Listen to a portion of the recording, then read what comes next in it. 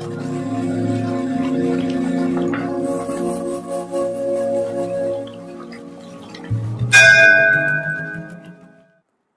हर महादेव।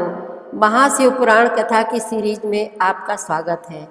महाशिव पुराण कथा को 7 संहिता और 11 खंडों में विभाजित किया गया है, जिन्हें हम आपको अलग अलग एपिसोड में सुनाएंगे।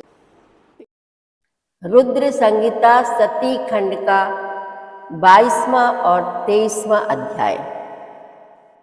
भगवान शिव द्वारा ज्ञान एवं नवधा भक्ति के स्वरूप का विवेचन।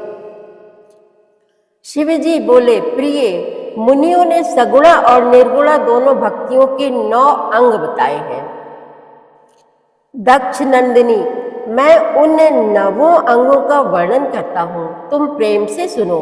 देवी, श्रवण, कीर्तन, स्मरण, सेवन, दास्य, अर्चन, सदा मेरा वंदन, सख्य और आत्मसमर्पण, ये विद्वानों ने भक्ति के 9 अंग माने हैं। शिवे, भक्ति के उपांग भी बहुत से बताए गए हैं। देवी, अब तुम मन लगाकर मेरी भक्ति के पूर्वोक्त 9 अंगों के पृथक पृथक लक्षण सुनो।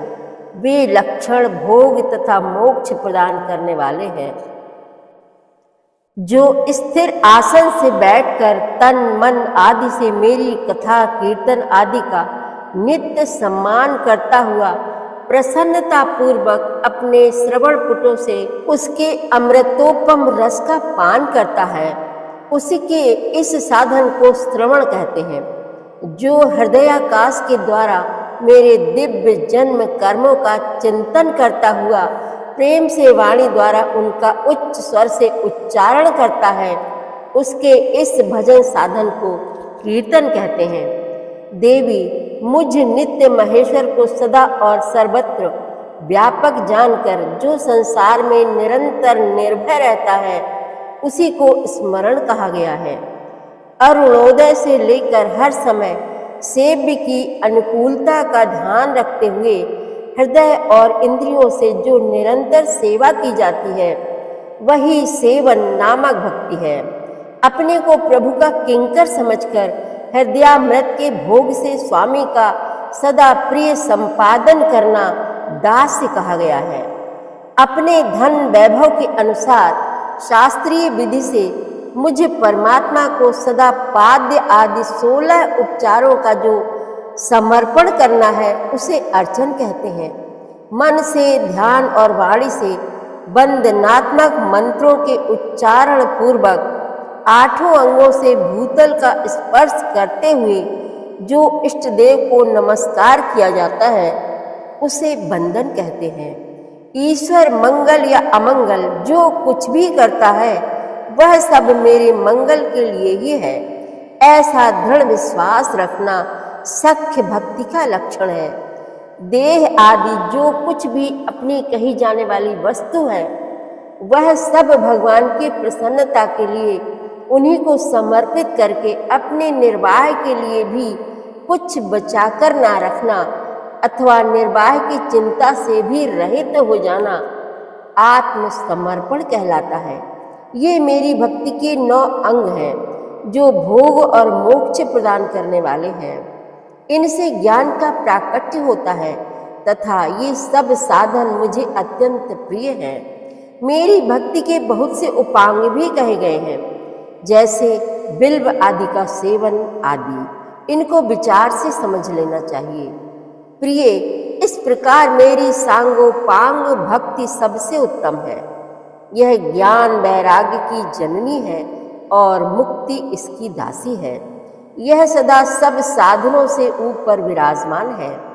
इसके द्वारा संपूर्ण कर्मों के फल की प्राप्ति होती है। यह भक्ति मुझे सदा तुम्हारे समान ही प्रिय है। जिसके चित्त में नित्य निरंतर यह भक्ति निवास करती है, वह साधक मुझे अत्यंत प्यारा है। देवेश्वरी, तीनों लोकों और चारों युगों में भक्ति के समान दूसरा कोई सुखदायक मार्ग नहीं है। कलयुग में तो यह विशेष सुखद एवं सुविधाजनक है। देवी, कल युग में प्रायः ज्ञान और वैराग्य के कोई ग्राहक नहीं है, इसलिए वे दोनों वृद्ध उत्साह शून्य और जर्जर हो गए हैं। परंतु भक्ति कलयुग में तथा अन्य सब युगों में भी प्रत्यक्ष फल देने वाली है। भक्ति के प्रभाव से मैं सदा उसके वश में रहता हूँ, इसमें संशय नहीं है। संसार में जो भक्तिमान पुरुष है उसकी मैं सदा सहायता करता हूँ, उसके सारे विघ्नों को दूर हटाता हूँ। उस भक्त का जो शत्रु है वह मेरे लिए दंडनीय है, इसमें संशय नहीं है। देवी, मैं अपने भक्तों का रक्षक हूँ। भक्त की रक्षा के लिए ही मैंने कुपित हो अपने नेत्र जनित अग्नि से काल को भी दग्ध कर डाला था। प्रिय भक्त के लिए मैं पूर्व काल में सूर्य पर भी अत्यंत क्रुद्ध हो उठा था और शूल लेकर मैंने उन्हें मार भगाया था। देवी, भक्त के लिए मैंने सैन्य सहित रावण को भी क्रोध पूर्वक त्याग दिया और उसके प्रति कोई पक्षपात नहीं किया। सती देवेश्वरी, बहुत कहने से क्या लाभ, मैं सदा ही भक्त के अधीन रहता हूँ और भक्ति करने वाले पुरुष के अत्यंत बस में हो जाता हूँ। ब्रह्मा जी कहते हैं, नारद, इस प्रकार भक्त का महत्व सुनकर दक्ष कन्या सती को बड़ा हर्ष हुआ। उन्होंने अत्यंत प्रसन्नता पूर्वक भगवान शिव को मन ही मन प्रणाम किया। मुने, सती देवी ने पुनः भक्ति कांड विषयक शास्त्र के विषय में भक्ति पूर्वक पूछा। उन्होंने जिज्ञासा की कि जो लोक में सुखदायक तथा जीवों के उद्धार के साधनों का प्रतिपादक है वह शास्त्र कौन सा है। उन्होंने यंत्र मंत्र शास्त्र, उसके महात्म्य तथा अन्य जीवोद्धारक धर्ममय साधनों के विषय में विशेष रूप से जानने की इच्छा प्रकट की। सती के इस प्रश्न को सुनकर शंकर जी के मन में बड़ी प्रसन्नता हुई। उन्होंने जीवों के उद्धार के लिए सब शास्त्रों का प्रेम पूर्वक वर्णन किया। महेश्वर ने पांचों अंगों सहित तंत्र शास्त्र, यंत्र शास्त्र तथा भिन्न भिन्न देवेश्वरों की महिमा का वर्णन किया।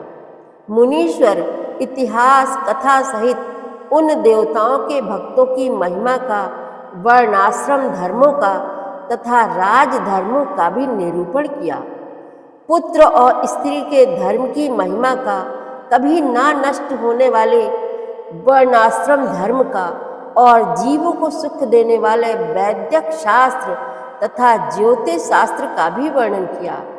महेश्वर ने कृपा करके उत्तम सामुद्रिक शास्त्र का तथा और भी बहुत से शास्त्रों का तत्वतः वर्णन किया।